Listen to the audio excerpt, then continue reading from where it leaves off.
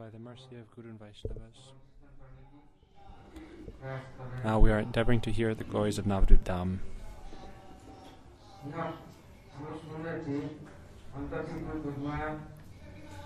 We heard yesterday about Antardvip Yogamaya, place where Adiguru Brahma himself came and did austerities. And as a result of his austerities, he had darshan of Mahaprabhu and he received Mahaprabhu's mercy.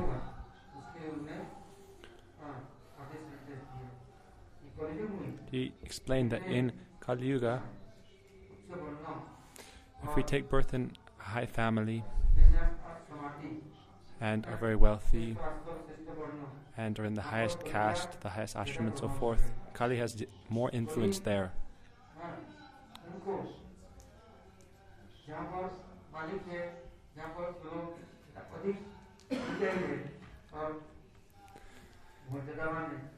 Those who are Shastragya, Tattvagya, who know all Shastra, Tattva and so forth, and are in high birth and so forth, Kali goes first and tries to take over them and control them, and then through them he will do his preaching.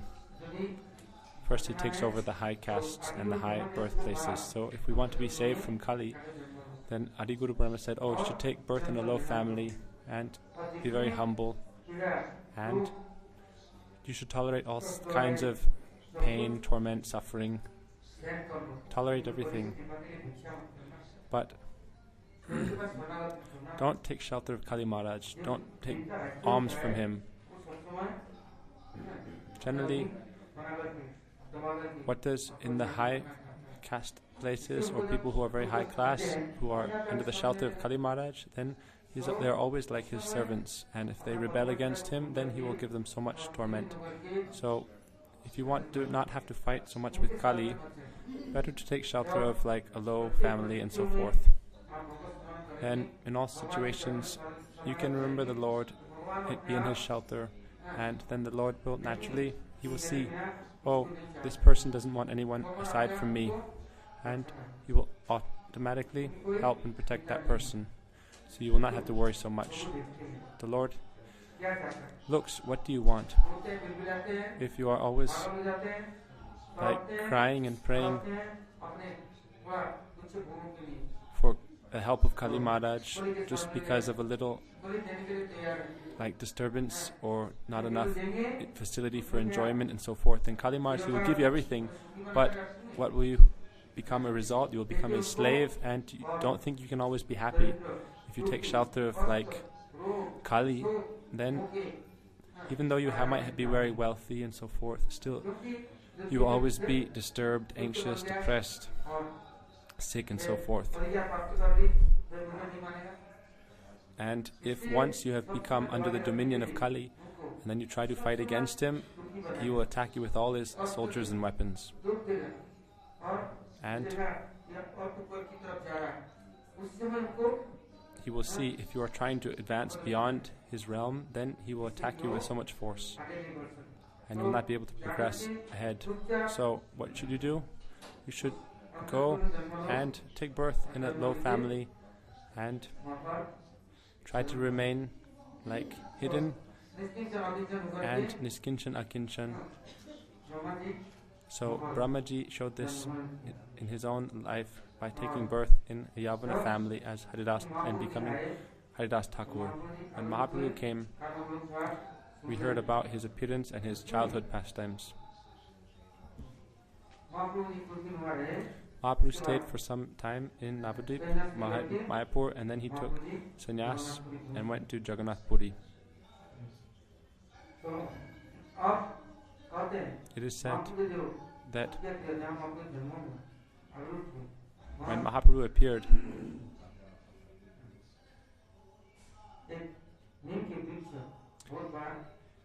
he took birth under a neem tree, and that was his appearance place. There is the Kshetrapal Shiv, Yogeshwar Mahadev. He stays there, and in this way he is present there. The pure devotees, how do they respect or worship Shiv Thakur?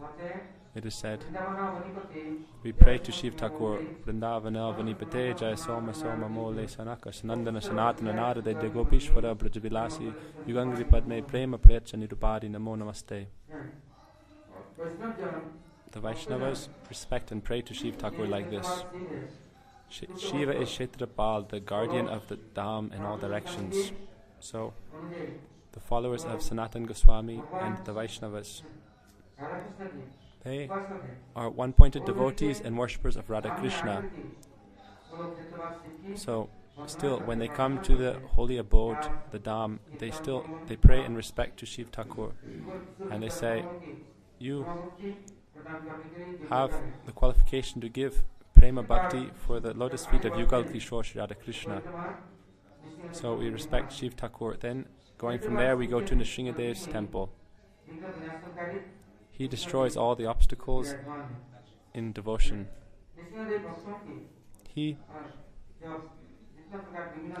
helps the devotees, and he destroys all kinds of obstacles for the devotees. What does that mean? He destroys obstacles to bhakti.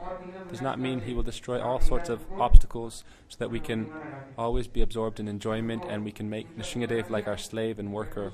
Like if we have any problem in material life, we say, Nrsingadev, help me with this, Nrsingadev, help me like that. We should not think like that. We should not say, Nrsingadev, you help Prahlad Maharaj, and oh, you should also protect me. This person is disturbing me, you should kill him. This person is disturbing me, you should kill him.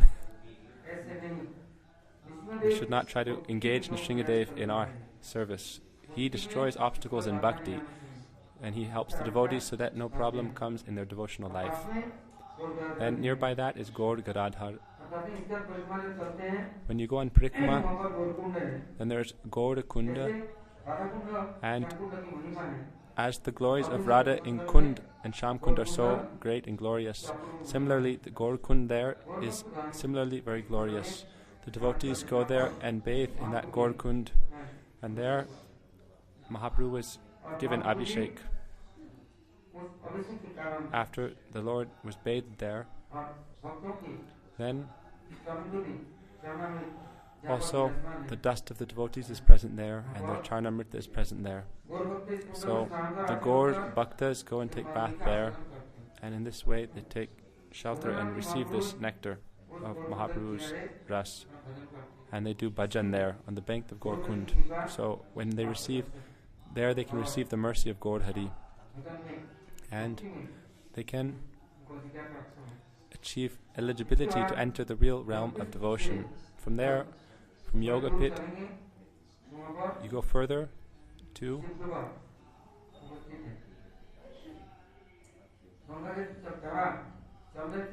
didn't hear that. So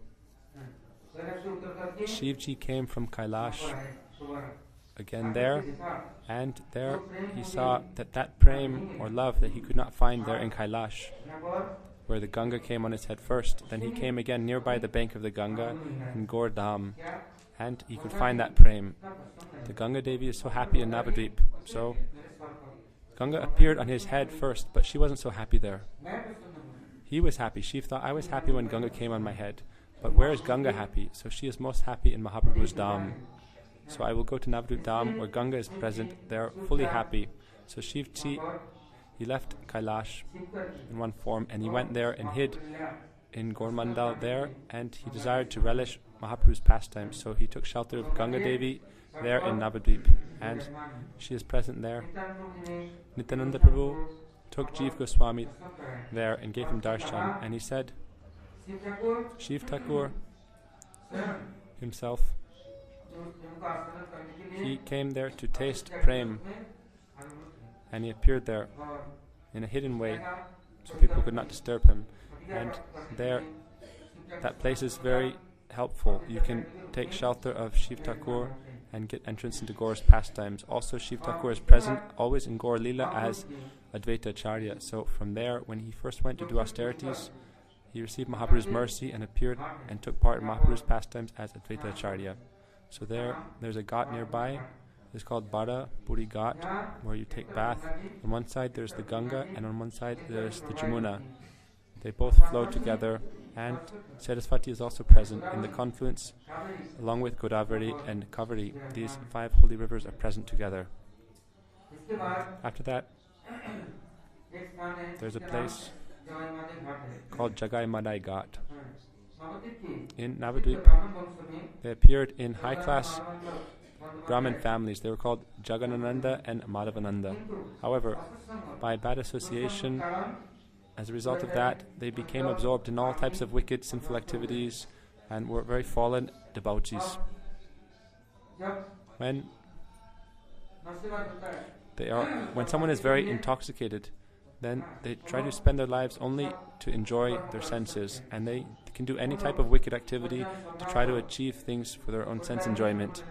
So even if you take birth in a high family or a Brahmin family, that does not mean you cannot fall down. Because of bad association and becoming fully intoxicated, you lose all good character and you become like full of all contemptible qualities. You will thieve, you will be always absorbed in thievery, in stealing, in looting, in murdering, in raping, pillaging. There's no wicked, sinful activity that you will not be prepared to perform. So Jagai and Madai were doing this. They were in a Brahmin family and in the Dham. So, like I said before, Kali Maharaj first goes to try to conquer that area where there are wealthy people or Brahmins, high-class people who are very beautiful, have great fortune and wealth and youth and beauty and education. Kali Maharaj will first try to go and pervert them and take over that place. He will think, first I have to take over that area. So Kali Maharaj will put all his efforts. He will give you free alcohol. He will give you the highest types of intoxication, opium, ganja, bong, and so forth. Cocaine, heroin, ecstasy, DMT, ayahuasca. So they will go and then always be absorbed in playing and enjoying. So Kali Maharaj goes like that. So Jagai and Madai, they were in very high families, but Kali Maharaj accepted them as like his prime ministers. So he gave them so much help, and then they became absorbed in all kinds of sinful activities. So therefore, they were absorbed in all sinful activities, and then no one could go before them without some fear for their life. So Haridas Thakur and Nityananda Prabhu went there doing Sankirtan, and Jagai and Madai attacked them, and they became very disturbed hearing the names of Sri Hari. This is the nature of Kali. If you don't do Kirtan and Katha, then no one will disturb you. But if you start doing Harinam Kirtan, then so many problems will come to you. Without invitation, everything will come to disturb you. You cannot be free of that. If you want to be saved, then where should you go? Everywhere is Kali's kingdom. If people do bad things, then people will help them. But if you do good things, then people will say you are bad. If you are a good person, people will try to slander you, libel you, defame you. But if you are a bad person, everyone will glorify you and praise you. This is the influence of Kali. They say, sadhus, you should be very tolerant. Everyone should be able to beat and torture you and disturb you. But you're a sadhu, and if you say anything, then they'll say, you're not a sadhu. Wicked people, that is their nature. That people don't expect them to be different. They are very fallen and wretched. But if a sadhu does anything a little wrong, everyone was ready to attack them. So when Jagai and Madai attacked Nityananda Prabhu and threw the pot at his head, then Mahaprabhu came there with his associates, and he first took his chakra Sudarshan to kill them, and they were very afraid seeing the Sudarshan chakra. Then Nityananda Prabhu was very merciful, and his heart melted, and he held the hand of Mahaprabhu and said, in this incarnation, you will not kill anyone. This is not appropriate, Lord. Please.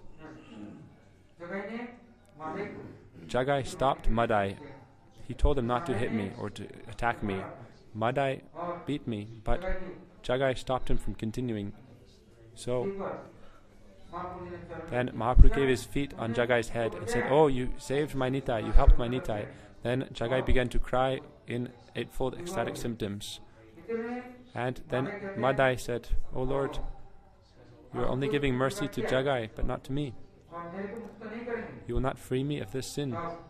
Then Nityananda Prabhu gave him his mercy, and Mahaprabhu also gave him his mercy. However, the sin they had performed, how will they be free of that? How will their hearts feel like free of all guilt and disturbance? When we do sin, we must receive the result. When we do pious activities, we also receive the results. That we cannot be free of that karma fall. So then what did they do?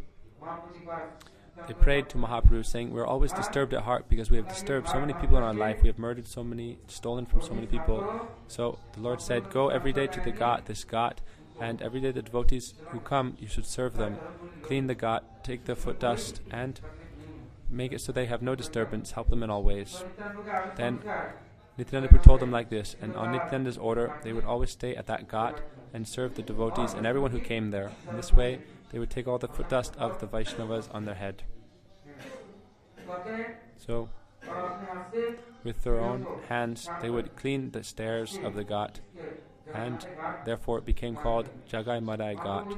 Mahaprabhu, he went from Barakona Ghat to this. After that, Barakona Ghat is this Jagai Madai Ghat. If you go and bathe there, then, and if you remember Jagai and Madai and the foot dust of the devotees, then many millions of lifetimes of anarthas and bad tendencies, you will be freed of these immediately. After that, the parikrama goes to Barakona Ghat, where Mahaprabhu, after his studies, he would go from his studies there to that ghat, and for many hours he would bathe and play with his friends and disturb everybody and torment everybody. In this way he would attract everyone to him. He said, oh, what japa and mantras have you chanted for so many days standing in the Ganga? Why are you so angry? Mahaprabhu would pull their feet out from under them, or spit in their faces with so much water, or pull their sikas, or throw mud and so forth on them, so they would become angry. So he said, if you have done so much bhajan for so long, then why are you still under the control of anger? I want to see. You think you are so great, you've been doing so much bhajan, but as soon as you're a little disturbed, you become like a volcano. Oh, your anger is always disturbing you. So I'm disturbing you just so I can help, like, teach you tolerance. If you're doing sadhana, what kind of sadhana is this? So everyone would become silent.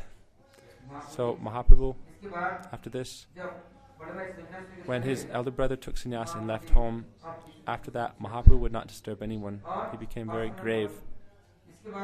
And then Mahaprabhu,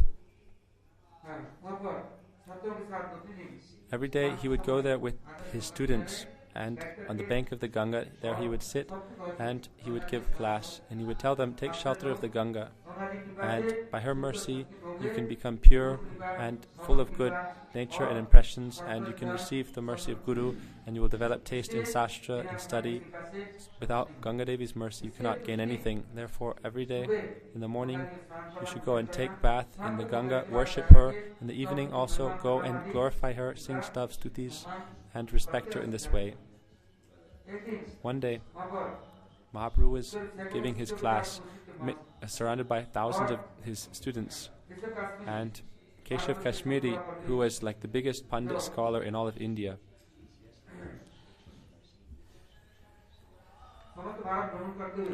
he was going throughout all of India, defeating all the different scholars. So he came to Navadvip because Navadvip was famous as like the most highly educated place. Everyone was very scholarly there. So he thought, I will come and conquer all of Navadvip. So he came, and in Navadvip there are so many schools and ashrams. So seeing this, Keshav Kashmiri was amazed. He met with many Pandits in Navadvip, but they said, oh, we won't debate with you. You will first speak with our most small junior Pandit. You are not yet qualified to speak with us. You can speak first with the most junior member of our Navadvip universities and so forth.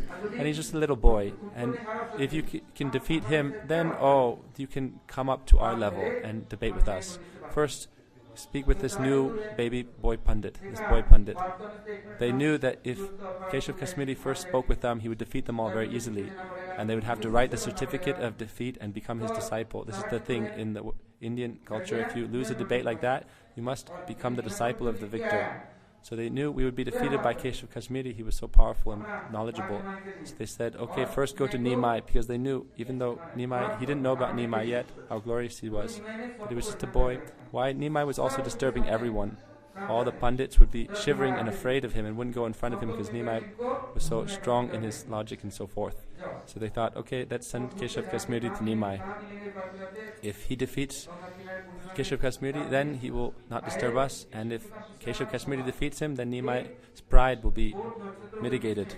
So he went, and it looked like the sun was surrounded by millions of stars. In this way, Gaur Sundar was sitting beautifully effulgent on the bank of the Ganga, like beautiful pearls full of effulgence. From a far distance he could see the effulgence of Nimai surrounded by the students. The Pandits, they will not sit in the back. They will make everyone move aside, and they will go all the way up to the front, and they will sit right up the front. This is the nature of Pandits.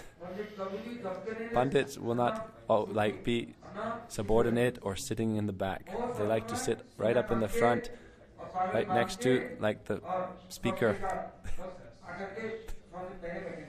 And they will come and sit first in the high seat.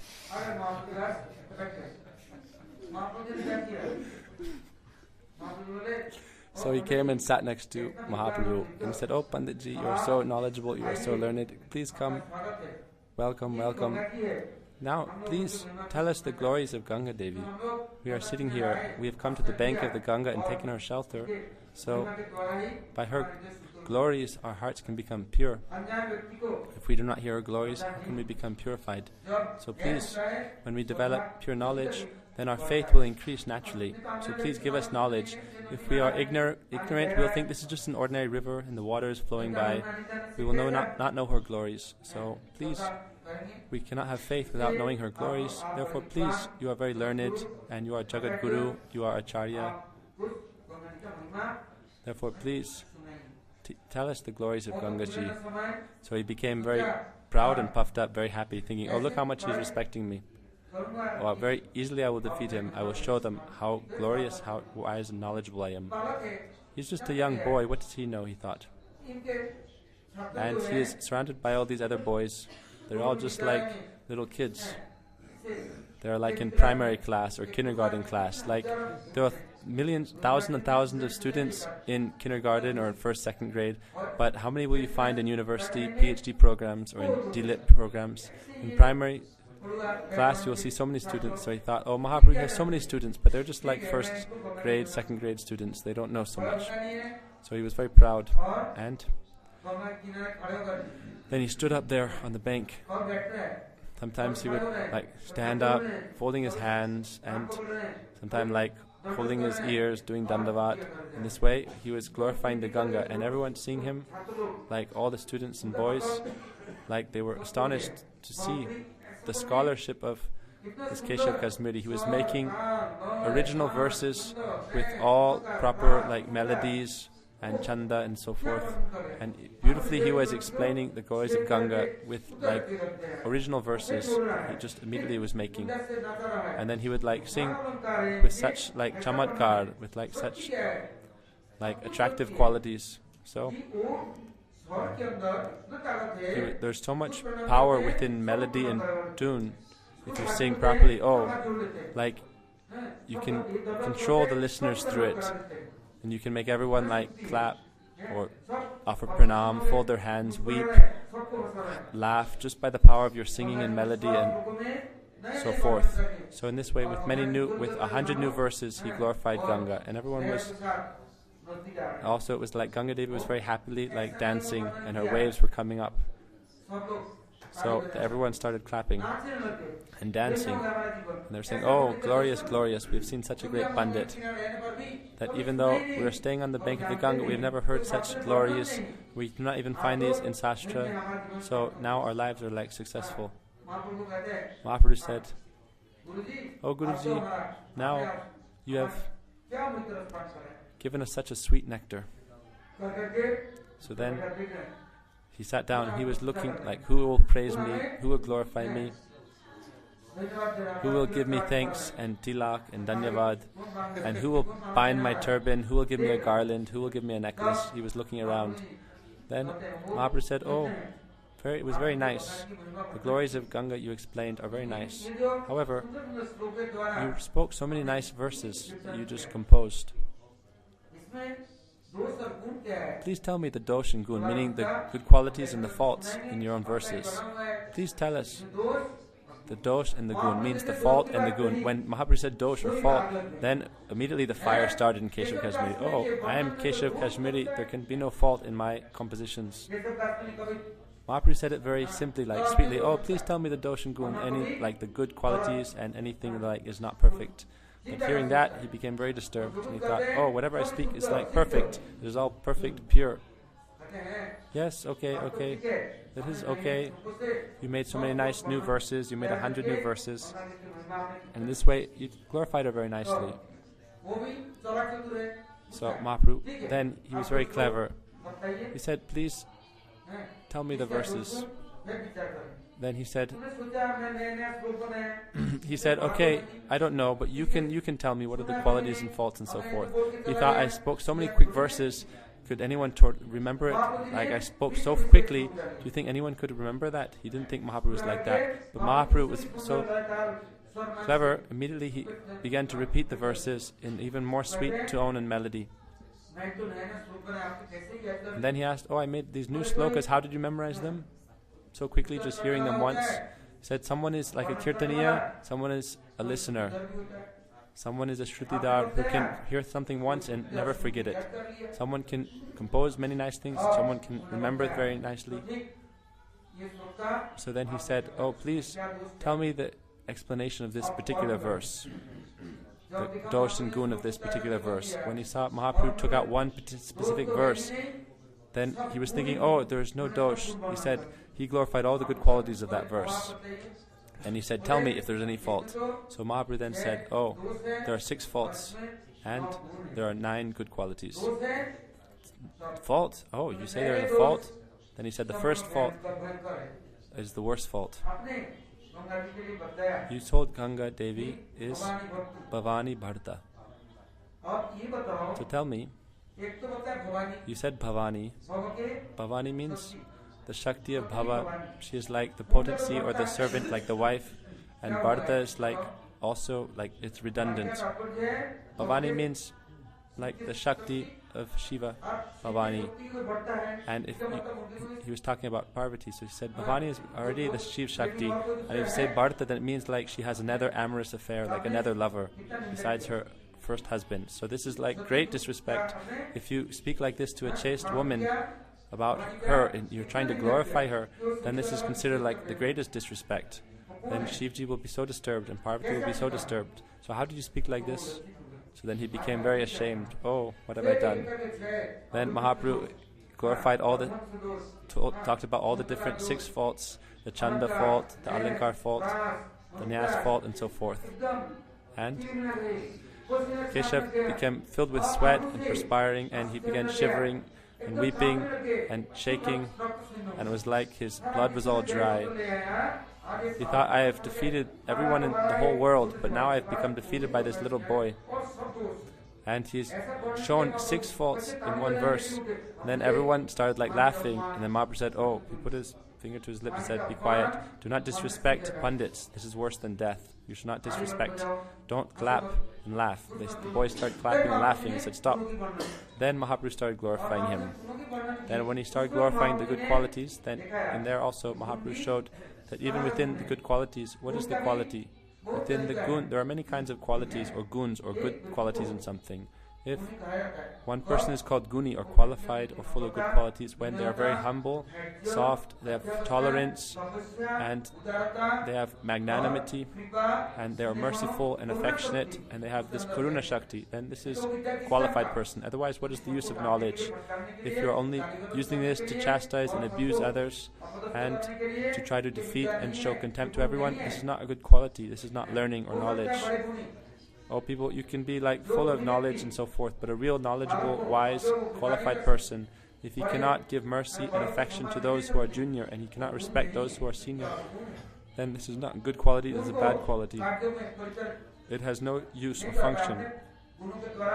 With your qualities, you have only spoiled everything, and you have climbed atop the mountain of pride. So,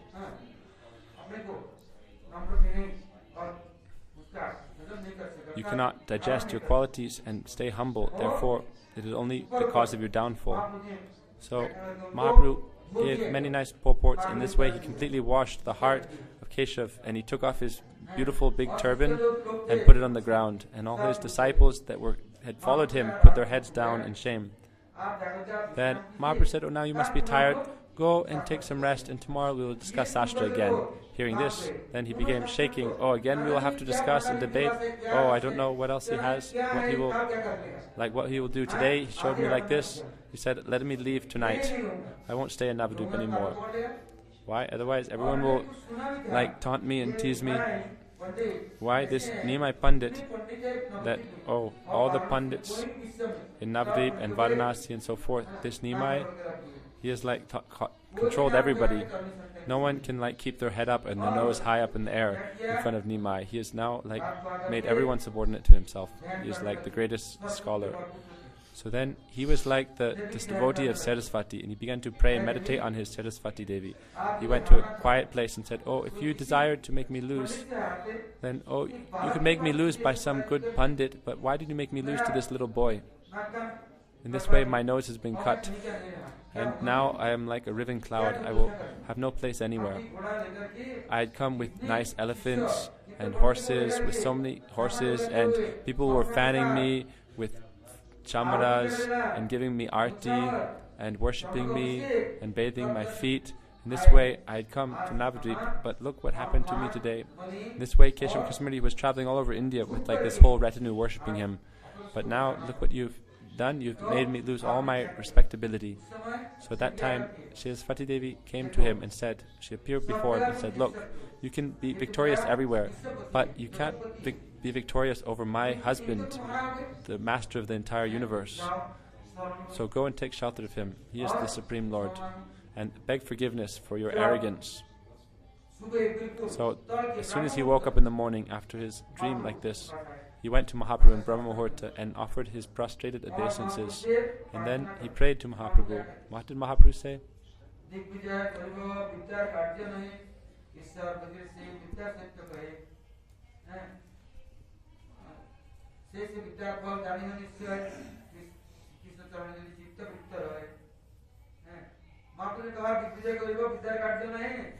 The purpose of scholarship is not to defeat all directions and make everyone like your servants and to defeat everyone. That is not the real meaning of knowledge and learning.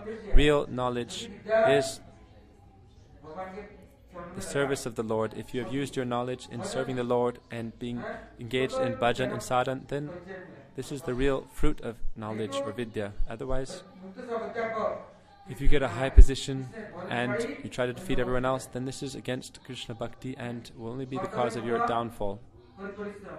It is only useless labor. This knowledge for you, this learning, you have memorized so many things, you have learned so many things, but you only use it in trying to establish your own dominance. Then you are bewildered by Maya. And just like an elephant takes a bath and then puts dust again on it, or a donkey, it carries so many books but it doesn't know anything and is only carrying heavy burdens without learning or practicing anything. So make your life successful by doing bhakti. Then Mahaprabhu gave him nice instructions on bhakti, and Keshav Kasmiri offered him obeisance, did parikrama, and then came to Vrindavan, and there he gave up all his pride, all his retinue, and he started becoming absorbed in seva and sadhan and bhajan, and he no longer caused disturbance to others. So Mahaprabhu in the Barakona Ghat, there he defeated Keshav Kasmiri.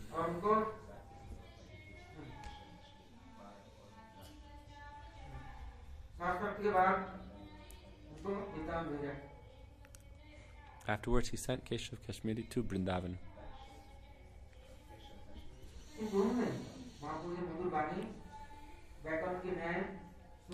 So Mahaprabhu would speak there nicely on grammar and so forth, and people would be very happy.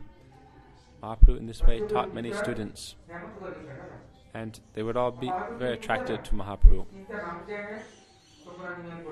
People would ask about him, and he said, oh, his name is Nimai Pandit. He heard the name of Nimai Pandit, and he became afraid.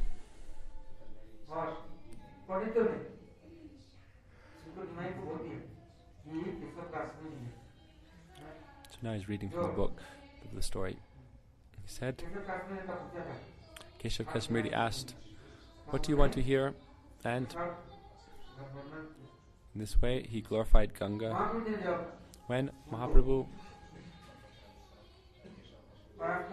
defeated Keshav Kashmiri and sent him off, then by Mahaprabhu's mercy he became absorbed in Krishna bhajan.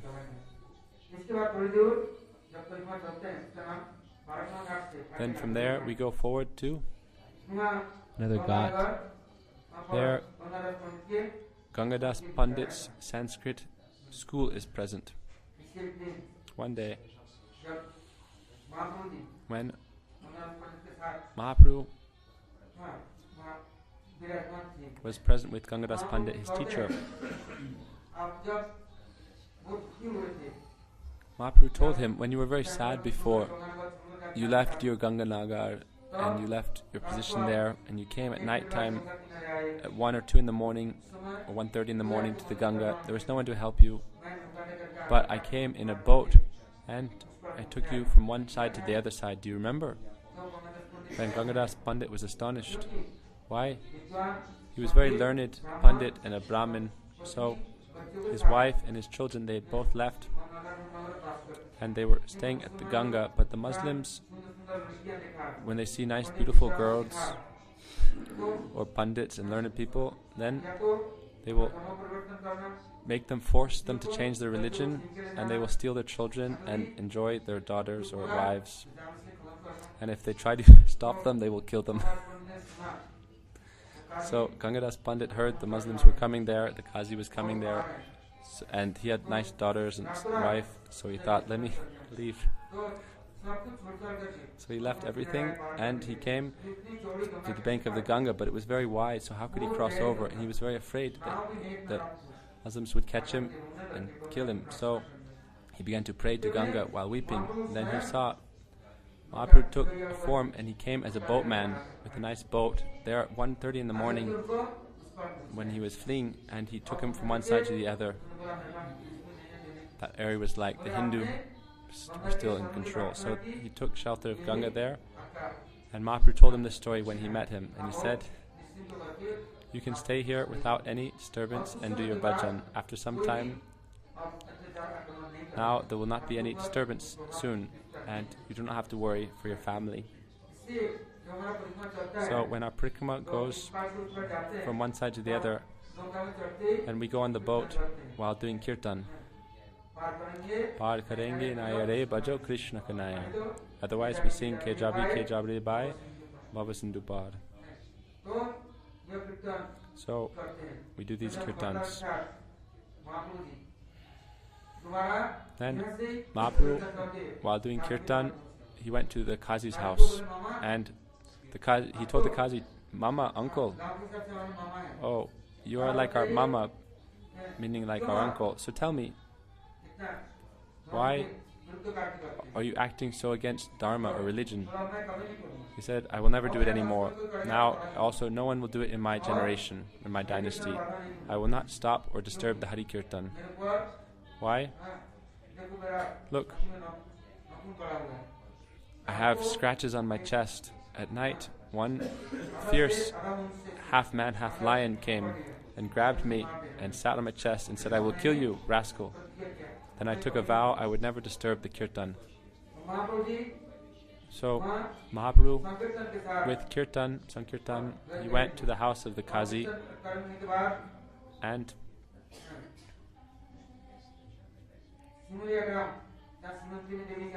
then there is Simantini Devi's place, Simantanagram. After that, there's nearby the Sridhar Angan. So Mahaprabhu went there and took rest after Sankirtan, and there he took Sridhar had a broken iron pot, and he asked Mahaprabhu Mahaprabhu asked him and took water from that broken pot. He was very poor, but Mahaprabhu had so much love for him, he accepted this service from him.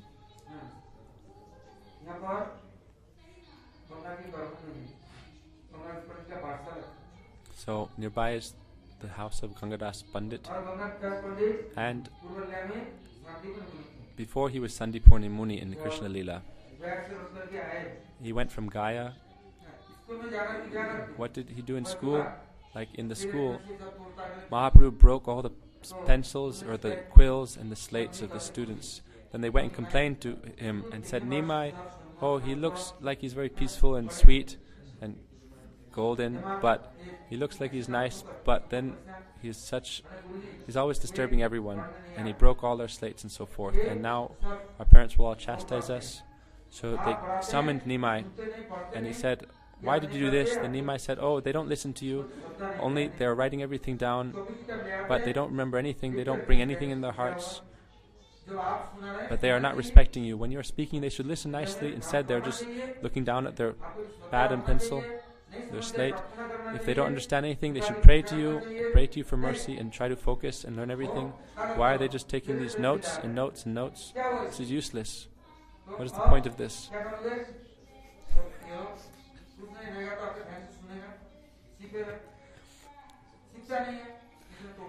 You don't learn anything like this. So he broke all the pad and everything. Then they all complained to the teacher, and Mahaprabhu said, don't worry, look, if you really want them, then look at this tree. This tree has many quills.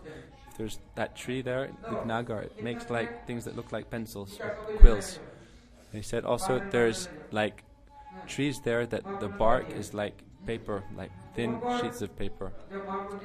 So you can take that, Mahaprabhu said. So Mahaprabhu went for many days to the school. After that, he went to Gaya, and when he came back from Gaya, then he said, oh, now there's no point in this learning and study. Just chant Harinam, just do Kirtan. This study is useless.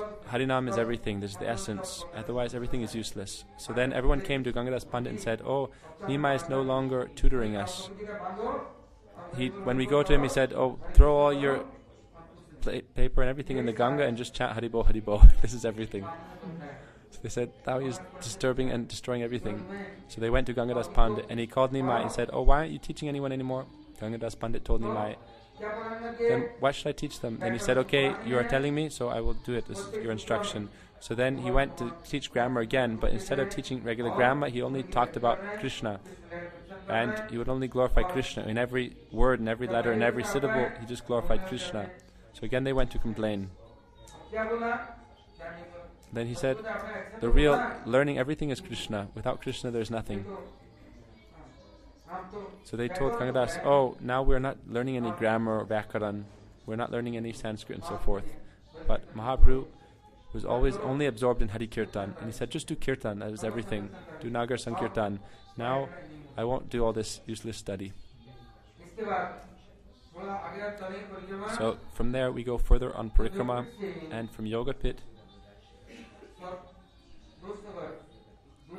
to 200 gaj away is Srivas Pandit's house. And there all night Mahaprabhu would be absorbed in Sankirtan. He had 4 brothers, Srivas, Sripati, Srinidhi and Sri Ram. These 4 brothers would do Kirtan all night and all day as well. Mahaprabhu asked Srivas one day, look, you're always doing Kirtan. How do you maintain your family? So he said, look, he clapped 3 times. 1, 2, 3. What is the meaning of this clapping? He said, I don't understand this. What is the meaning of this 3 claps? Then he said, look, I will do Kirtan. If one day I don't get any food, no problem, 1 clap. But 2 days I don't get any food, no problem, 2 claps. If 3 days I don't get, then no claps, then no problem, I will go and jump in the Ganga. My family can also jump in the Ganga. Mahaprabhu said, oh, Lakshmi Devi, she can go and beg house to house. But the devotees will never have to beg. The devotees will never have to suffer and beg here and there. They will always be maintained. For the devotees, Mahalakshmi will always do service and help them. She may even have to beg, but the devotees will not have to beg. So, there at Shivasangan,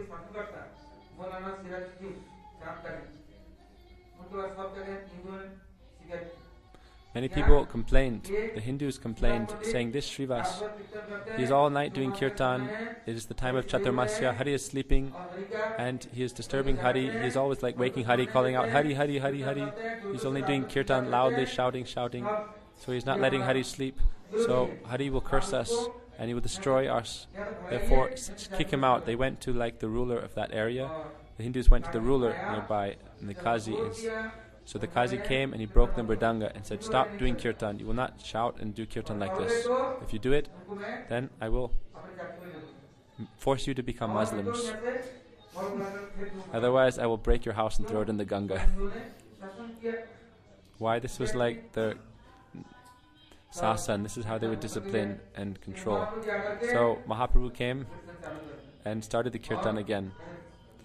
And he said, this Sankirtan is the Rasa Stali. This is the Rasa place. And here, Chand Kazi, he was saved at that place. So when he gave up his body, Mahaprabhu gave him samadhi, and he put a tree there, a flower tree. And now even after 550 or almost 600 years, that tree is still present. And it is very big. And its branches and leaves are in all directions. It is present there very nicely.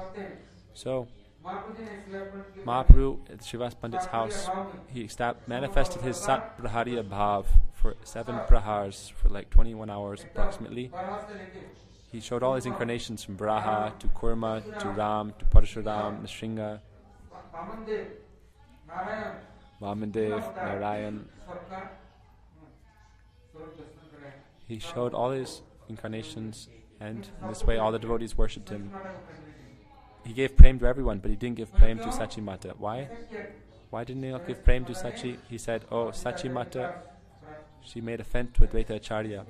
How can she make offense to Advaita Acharya? Advaita said, she is the mother of the whole universe. No, Mahaprabhu said she made offense. What did she do? Oh, she said Advaita is not Advaita, he is Dvaita. He divides. He only divides people. He doesn't connect people, he breaks people. He took my son away, and giving him knowledge and realization, he made him a sannyasi, and he left my home and family. So he is not Advaita, he is a divider, a Dvaita, not a unifier. So Mahaprabhu said, I will not give prem to my mother, Sachi. So, anyhow, when Advaita Acharya was absorbed in Bhav, in Kirtan, and he fell senseless, then she went and took his foot dust and prayed to him. And then Mahaprabhu gave his mercy to his mother and prayed to her. So there, Nityananda Prabhu came there with a danda and kamandulu. He gave darshan in 8 different forms. Sometimes he gave darshan with 6 arms, with his bow and arrow, with his flute, and with his danda and kamandulu. With 2 hands, danda and kamandulu. With 2 hands, the bow and arrow, and with 2 hands, the flute. This is the Sadbhuj form. So Mahaprabhu did kirtan in Srivas Angan for 1 year. And Srivas Pandit was sometimes very sad. Why? Everyone was disturbed because of the kirtan. Sometimes, then what would he do? He would close the door and not let anyone in. Srivas Pandit's like mother-in-law, she tried to come and she hid in a basket to see the kirtan that Mahaprabhu was doing. She was hiding in the basket. Then Mahaprabhu felt, oh, the kirtan is not so nice. There was someone against the kirtan, Virudhi Paksha. Then he was looking, where is that person? But everyone was good. Then Mahaprabhu said, no, someone is hiding nearby. Then Srivas went and he saw there was a basket in the courtyard. And he picked up the basket and saw his in-law. They said, oh, he pulled her braid and he pulled her out of the courtyard and outside the door. And then they started kirtan very nicely again. So in this way they did kirtan for 1 year. And people were so disturbed, they were trying to break the door to stop the kirtan or to get in, but they could not do it. Sometimes the Hindus there, they put meat and wine and sindur, kumkum on the door, and in this way they were always trying to disturb Srivas. So one day, Srivas was very sad, and Mahaprabhu came in the morning after bathing in the Ganga, and he started banging on the door. He said, "Open, open, open. Why are you afraid? Why are you afraid? Why are you afraid? Who are you afraid of? Look, I am Nrsingadev." And he took on his Nrsingadev form. He said, "Don't worry, I am Nrsingadev. I will always protect you." So he had one son, and during Kirtan, this son of Srivas left his body. So when the son dies, just what will happen to the mother? She will weep so much. Also, all the other ladies in the house were loudly wailing in grief. So Srivas came, and they told him, "Oh, your son died." So he said, "Don't make any noise and disturb the Kirtan." This was his first thing he said. "If you disturb Mahaprabhu's Kirtan, I'll be so disturbed. I don't care that my son died. If you disturb the Kirtan, I will also give up my life. Don't cry. I will also leave. I will hang myself if you cry and disturb the Kirtan." So they bound their mouth with many cloth, and they kept crying, but they wouldn't make any noise like that. So Mahaprabhu was doing Kirtan, but he said, "I feel like the Kirtan is not so ecstatic." So he said, "What has happened? What is the difference?" Then the devotee said, "Srivas' son died." So he said, "I will go see him." So he went to the bed. He said, "Why did you go?" Then he made the boy sit up. He said, "Why did you leave? Where did you go?" He said, "Lord, I was drinking so much Kirtan Ras nectar. My karma everything was finished. Everything was. Then I got mukti, salvation, and I went to such a beautiful transcendental abode. I didn't want to come back. How many lifetimes I've had many parents and mothers and fathers. How many lifetimes I have lost. But in this life, hearing your Kirtan and having darshan of you, I left my body, and in this way I was liberated, and I went to the eternal abode of the Lord. Then I have no disturbance. If I come again, then I am surrounded by moha and bondage and maya and samsara. So I don't want to come back. Who is my mother and father?" This way he gave him so much tattva gyan. And then Mahaprabhu said, what should I do? Should I call him back? Then Shiva said, "No, let him be, let him go." Then he left, and then they took the body and offered him to the Ganga. Ganga Devi came and accepted the body of Shiva's son. Then Mahaprabhu came and said, Nityananda came later and he said, "This is your son." He told Malini Devi, "This is your son." And he told Shivas, "This is your son. This is your eternal son. He will always stay with you. He will never leave you. He is Nitya, eternal. Your other son is not eternal, but this is Nitya, and he is Nitya Anand. He will always give you happiness." So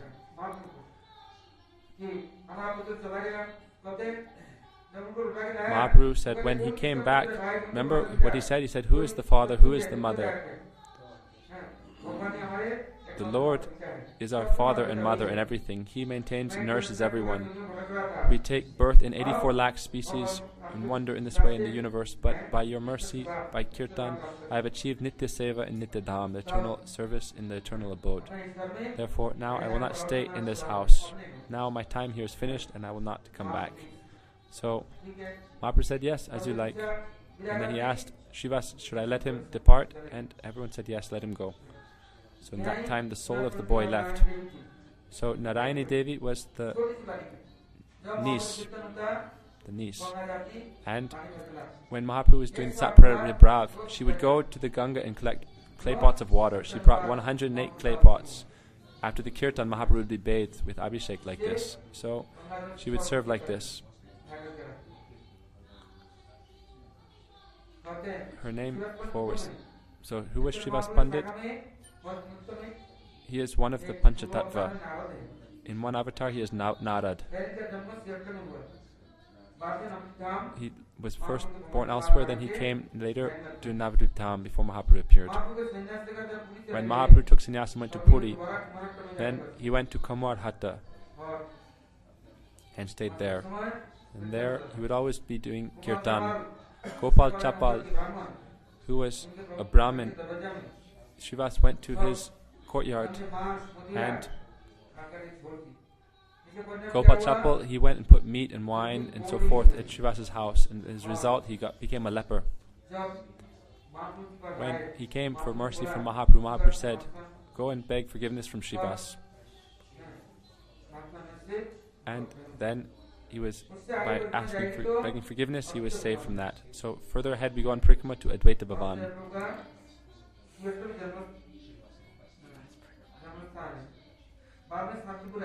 Later, Advaitacharya came to Shantipur, and then from there to Navadvip. And he was always absorbed in Gita, Bhagavat study, and Kirtan, and so forth. Vishwarup, the eldest son, and the Sachi and Jagannath Mishra, and the brother of Mahaprabhu, he would come and study with Advaitacharya.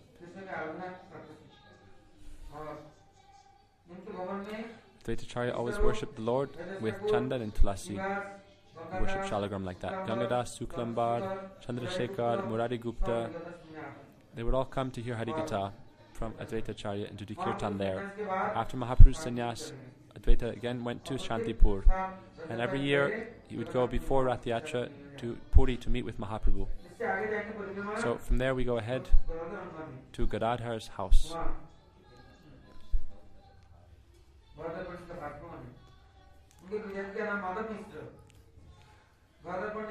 Gadadhar Pandit, he is like the dear associate and friend of Mahaprabhu. After Mahaprabhu took sannyas, he also went to Jagannath Puri with Mahaprabhu. And then he took Kshetra sannyas, thinking Mahaprabhu is sending everyone away, so I will take Kshetra sannyas, and then you take a vow never to leave the Dham. So every day Mahaprabhu would go to hear Bhagavat Katha from Gadadhar Pandit. Gadadhar served Gopinath there in the garden area, and in the end he entered into his form of Gopinath.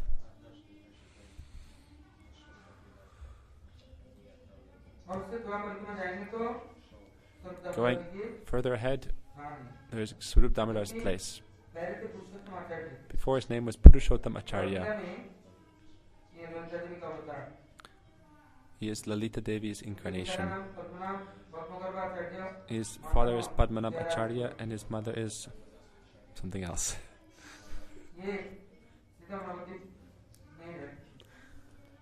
So he stayed in Shriram Navadvip.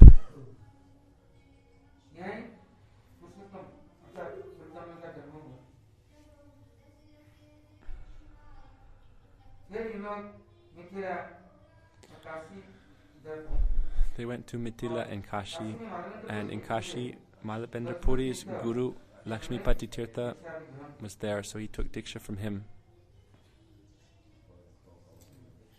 in the Madhva line.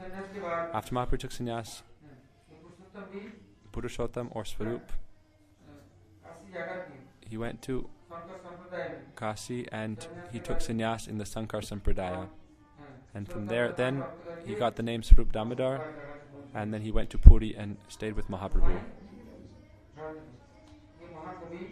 He was a great poet, very knowledgeable in Sastra, a very beautiful singer, he was Bhagavat Rasik, and he was very wise and learned, fully knowledgeable in all Sastra, and he sang very beautiful kirtan to please Mahaprabhu. He is one of the intimate associates of the Lord. He was so learned in Sanskrit. He would take all of Mahaprabhu's Katha, Kirtan and so forth, and he would write it like a garland of pearls. And this way he took these notes. Swarup Damodar took notes of all Mahaprabhu's pastimes and Katha and teachings, and he gave it to Raghunath Das Goswami. Later Raghunath gave this to Krishnadas Kaviraj Goswami, and this was used as the basis for Chaitanya Charitamrita.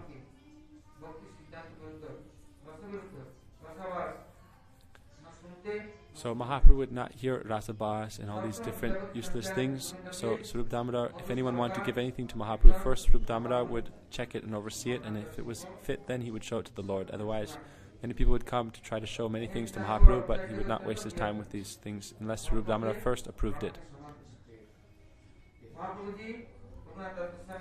Mahaprabhu gave Raghunath Das Goswami into the shelter of Swarup Damodar. So the Parikrama goes from there ahead, and we will hear tomorrow. Tomorrow is Mahashivaratri. Smartas accept it to be today. However, therefore, today is Tradasi, the whole day. Tomorrow starts Chaturdasi. So the Vaishnavas, they follow by the sunrise in Brahma Muhurta. So tomorrow is Shivratri. Shiv Thakur wrote, Sanatana Goswami said in Hari Bhakti Vilas that one-pointed devotees, whether they do the vrat or not, there's no disturbance or problem or requirement for one-pointed devotees. If they follow, it is good. If they don't follow, there's no fault. However, if those who have anartas and who are sadhakas, who are not yet like pure devotees or one-pointed devotees, if they want to be free of their anartas and they want to enter the realm of bhajan, then they should not. If they want to save themselves and progress, if they want to be free of prarabdha, aparabdha, karma, and all their anartas, and all their filth and dirtiness, their hypocrisy, their cheating nature, then Shiv Thakur takes responsibility for these things. Therefore, Shiv Thakur, he was sent by the Lord into this world to destroy all wicked things. So, if we can liberate ourselves, there's no need to take shelter of anyone. If we are so powerful, we can liberate ourselves. But if we realize, no, I am Konsaket Kimuli means like, from which field am I a radish of? Konsaket Kimuli. So, Shiv Thakur, it is not that he came in this world. By the Lord's desire, he came. He came, however many Shivji temples there are, those who worship Shiva, what does Shiva do? He takes everything and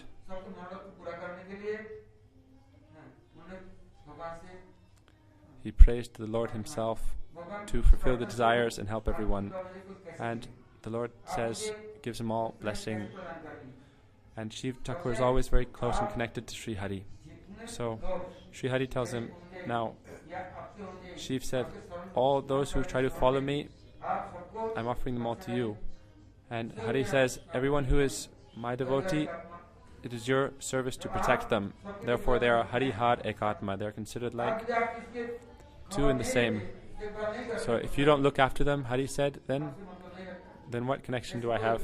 Like if there's in an ashram or in samsar, if there's someone who looks after everyone and takes care of everyone and is like the welfare wisher of everyone and maintainer of everyone, then no one will reject that person or show contempt to that person. So Bhagavan said, will you take responsibility? Then Shiva said, yes, I will take responsibility.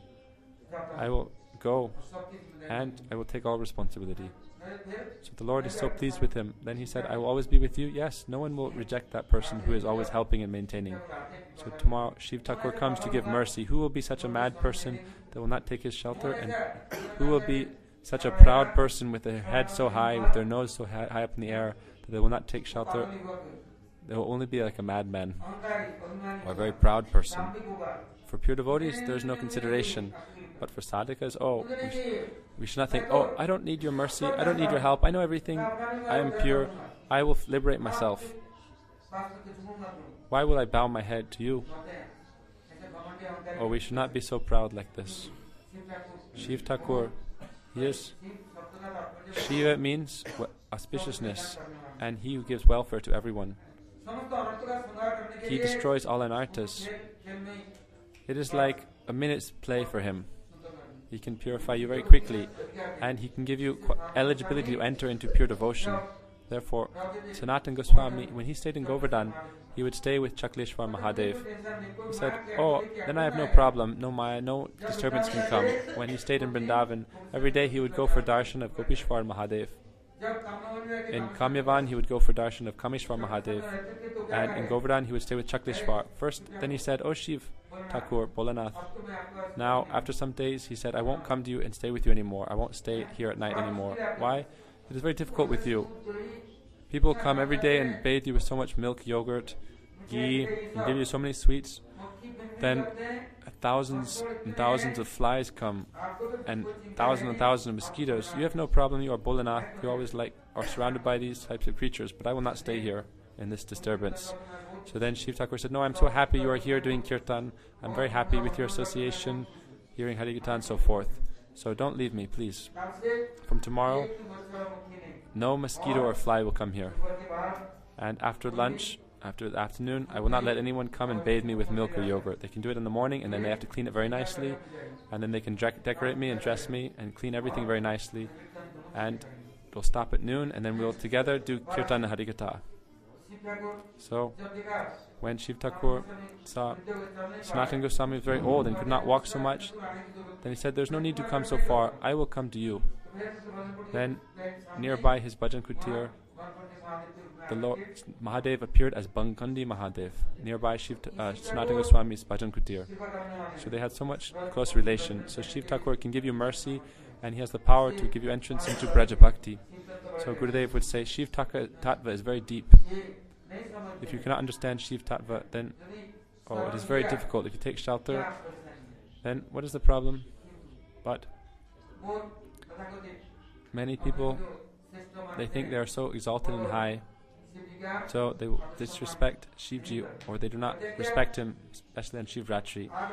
They say, even if I am burning alive, I will not worship Shiva. Even if a tiger is eating me alive, I will not worship Shiva. I will never go to a Shiv temple. I will never have darshan of Shivji. I will never take Shiv Prasad. And I will never worship Shiva. Some people are like that.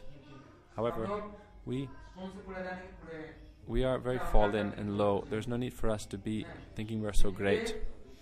We should respect Shivji. He is Vaishnavanam Yata Shambhu. He is the greatest of Vaishnavas. This is described in the Srimad Bhagavatam. So tomorrow is Shivratri Vrat. Shivji will have a Shiv Yagya, and for 8:30 we will have the Yagya, and we will do the Shiv Gitra and the Shiv Gayatri. However, Sanatana Goswami said the mantra we should chant, do this jap, tap, dhyan of this mantra. What is that mantra? You can do yagya, mantra, niyam, bhoga, everything with this mantra. So what is that mantra? Karmis, they do dhyana of other Shivas, but that mantra Sanatana Goswami wrote in Hari Bhakti Vilas, that is the highest mantra for Shiva, and we worship him with this mantra. We worship him through that mantra. So tomorrow we will do the yagya like this, and in the afternoon we will have Abhishek, Pushpanjali, like we worship Vaishnavas or Acharyas or the Lord. In this way we will offer him respect. However, we will not worship Shiva Linga. This is for karmis. Shiv Thakur gave this linga that, oh, you like linga, you can worship this. This is nice for you. But we don't need to do this. This is anarthas. If it said there's one Lingeshwar, and if you worship him, then certainly you will go to Maya, and you will become like the servant of Maya, and you will always be absorbed in this worship of Linga. So people say you should take shelter of this Linga, but we should take shelter of real Gopishwar Mahadev and so forth. Then we can get entrance into Brajadam. We should never massage and worship the Shiv Linga. Otherwise, we will also become like worshippers of this. So this is not our form of worship. We should do worship through kirtan, and tomorrow we will hear his glories. And we will do his puja archan. Gaur Premanandi Hari Hari Bol.